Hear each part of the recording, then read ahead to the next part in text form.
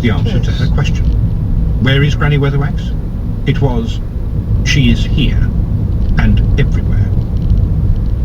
To Tiffany's surprise, Nanny Ogg was weeping gently. Nanny took another swig from her flagon and wiped her eyes. For Esmeralda Weatherwax, mind how you go. Prologue. A crown in the chalk. It was born in the darkness of the Circle Sea. At first, just a soft, floating thing, washed back and forth by tide after tide. It grew a shell, but in its rolling, tumbling world, there were huge creatures which could have cracked it open in an instant. Nevertheless, it survived. Its little life might have gone on like this forever. Dangerous things, trees. They could fall down and drop straight on your head without you knowing it. And boats are dangerous, no. And other people might be dangerous. And you, Mr. Hardwick, you've been talking to me for 5 minutes now, hoping that a country lad like me might be tempted into saying something I shouldn't. So I'll tell you this. Iron Girder is my machine. I made her. Every single bit of her. Of music, lad. Music? But you can't track music like that. I wish I was a clever bugger like you and knew every damn thing, said Redcully. That big flask over there, you big mad Adrian, take the top off it and be ready to slap it down again when I say. Ready with that big mad Adrian? Right. There was a brief angry chord as Redcully pulled the beer mat off the mug and upended it quickly into the flask. Mad Drongo Adrian slammed the lid down in total terror.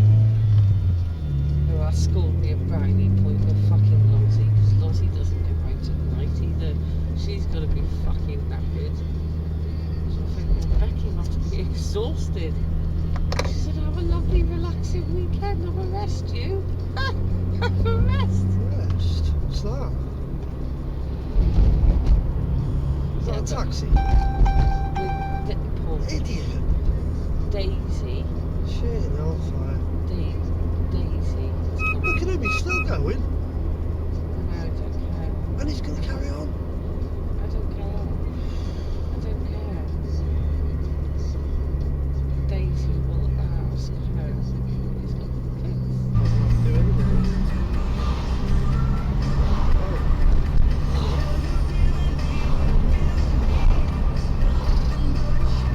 Turn left from Pesser Road.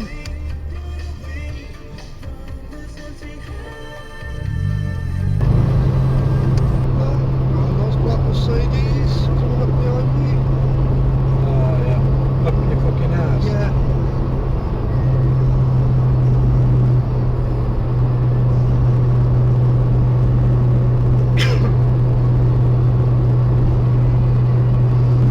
What the tank?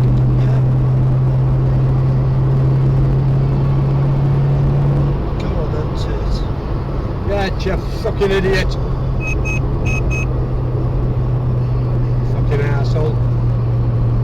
On the junction as well, there's a Yeah. lady on there. And the van was coming down it. She's trying it again. Yeah.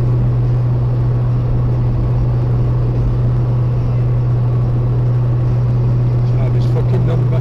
It's on camera, Derek. Fucking tailgater.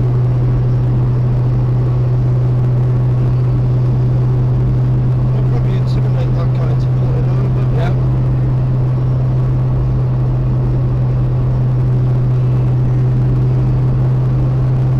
Doesn't work with me, I'm afraid. No, no.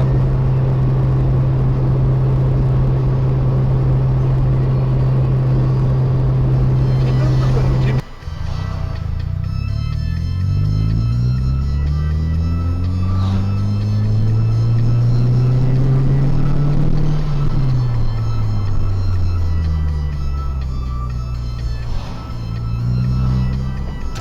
bloody hell, this guy's going.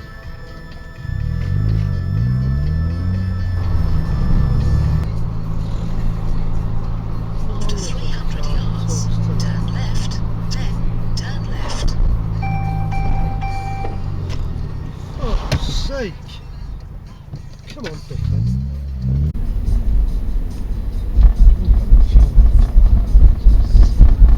End of empty.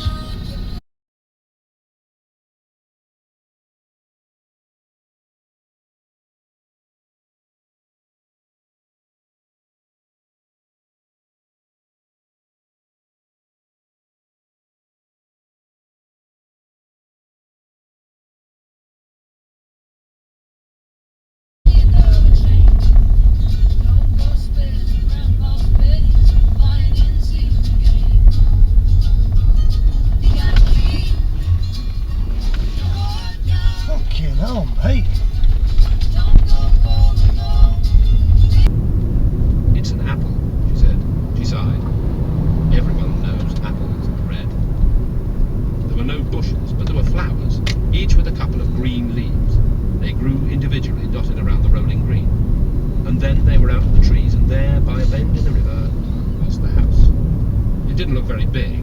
There were 4 windows and a door. Instead of a brain, it had a long tape You punched with taking holes. the fucking Instead of a heart, piss? it had a big spring. Provided everything in the kitchen was very carefully positioned, the thing could sweep the floor and make a possible cup of tea. Moment. Gaspode employed it to urinate noisily against the tent peg. Eventually, Victor What was said, that? Pigeon? "Wow." Ginger said, That was quite simple. She grasped a piece of lead in both paws and carefully drew, "No rat to kill another rat." She sat back. Yes. Not bad. The trap was a good sign for death. Yes. So he went to the plans and stopped. "Can I... Too late," said Jack. Holly never forgot the sound he remained. Jack laid the boat beside the deck. "Found out we was messing with," he said, said nothing much about it. "Shame, really. Seemed like a It's decent just another sort. victim for Then he YouTube, sullenly isn't it? left home in Umvelt had been called snails. Oh my Fucking god, it's the hell. lad with the bike, he's almost got knocked off. Fucking hell. Curly iced button clout. and it had hurt. The flotilla gradually caught up with Mrs. Whitlow, who was holding onto a floating tree and treading water. The tree already had its fair share of occupants, birds, lizards, and for some reason a small camel trying to make itself comfortable in the branches. He sloshed. "Ah, well, right, what I'm saying is, right, what I'm saying, no, I mean, why don't you, right, give me a kiss, right? All I'm saying, Ardent, his claim to dwarfishness is debatable. But most dwarfs in the city accept that he's a dwarf," said Angua. "And he's a copper, too." Ardent flopped back into his seat. "To your dwarfs here, yes, he is a dwarf. He would be unacceptable to the Grags. There's no dwarf law that says a dwarf can't be more than 6 feet. Nuggan doesn't just leave it at that, sir. He, updates things. Good at philosophy." Then he brightened up. "Got plenty to eat, at least," he said. "If you like horse, that is. Personally, I prefer rat, but there's no accounting for taste." "You can't eat a horse," said Shufty. "Or you be a rat man," said the corporal, leading the way out of the big room. "No." "You'll learn to be one. You'll all learn," Dickhead. said the little 1/10 corporal with an evil grin. "Ever eaten scubbo? No? Nothing like a bowl of scubbo when you're hungry. You can put anything in scubbo. Pork, beef, mutton, rabbit, chicken, duck. Dunno. First time I ever saw a tree. Oh, something dropped on my head. He blinked owlishly at the ground. It's red. It's an apple, she said. She sighed. Everyone knows apples are red. There were no bushes, but there were flowers, each with a couple of green leaves. They grew individually, dotted around the rolling green. And then they were out of the trees, and there, by a bend in the river, was the house. It didn't look very big. There were 4 windows and a door.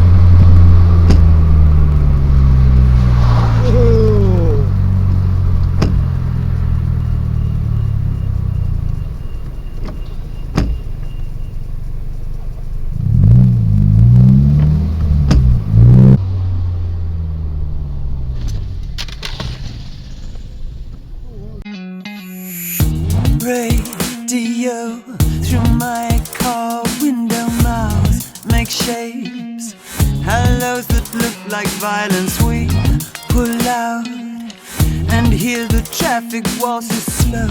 Quick go, move over, you say. How does anybody get to work like this?